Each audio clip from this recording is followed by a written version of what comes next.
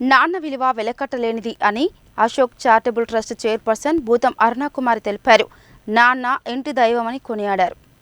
Ashok charitable trust ఆధ్వర్యంలో ఆదివారం fathers day సందర్భంగా అన్నదాన కార్యక్రమం నిర్వహించి లతీఫ్ సాబ్ గుట్ట వద్ద అభాగ్యులు, అనాథలకు బిర్యానీ ప్యాకెట్లను పంపిణీ చేశారు. ఈ సందర్భంగా ట్రస్ట్ చైర్పర్సన్ భూతం అరుణకుమారి మాట్లాడుతూ, మద్యం వల్ల పురుషులు వాహనాలు నడపడం మూలంగా వయసుతో సంబంధం లేకుండా రోడ్డు ప్రమాదాలు జరిగి వాహనదారులతో పాటు అమాయకులు బలవుతున్నారని ఆవేదన వ్యక్తం చేశారు. చిన్న వయసులో ఇంటి యజమాని మరణించడం మూలంగా 30 సంవత్సరాల వయసులోనే మహిళలు తమ జీవితాన్ని ఒంటరిగా గడపడం మూలంగా పిల్లల భవిష్యత్ చిన్నా భిన్నమవుతుందని తెలిపారు. ఇంటి యజమాని చనిపోవడం వలన ఎన్నో కుటుంబాలు రోడ్డున పడుతున్నాయని, ప్రభుత్వం దయ ఉంచి మద్యాన్ని నిషేధించాలని కోరారు. జన్మనిచ్చిన తల్లిదండ్రులకు, విద్యాబుద్ధులు నేర్పిన గురువులకు, తనకు సపోర్టుగా ఉండే స్నేహితులకు అశోక్ చారిటబుల్ ట్రస్ట్ అండగా నిలుస్తుందని చెప్పారు. ఈ కార్యక్రమంలో ఓరుగంటి సంజారాణి, నాగమణి తదితరులు పాల్గొన్నారు. ఈరోజు నల్గొండ పట్టణంలో అశోక్ చారిటబుల్ ట్రస్ట్ ఆధ్వర్యంలో పేదలకి అన్నదాన కార్యక్రమం చేయడం జరిగింది.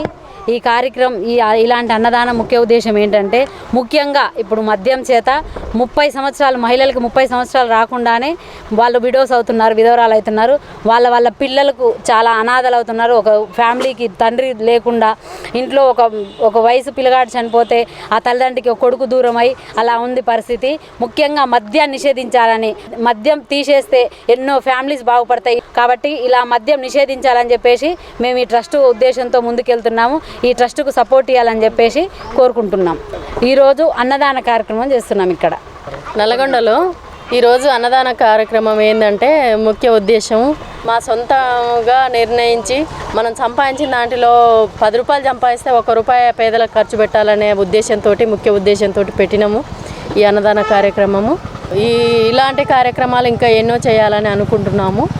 మేము ఈరోజు అన్నదానం కార్యక్రమం జరిపిస్తున్నాము ఇక్కడ దర్గా దగ్గర.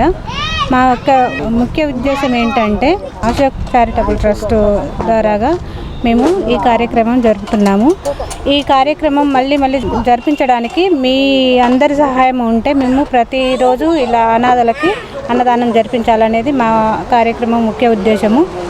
కల్తీ లేని ఆహారం అందించాలనేది కోరుకుంటున్నాము.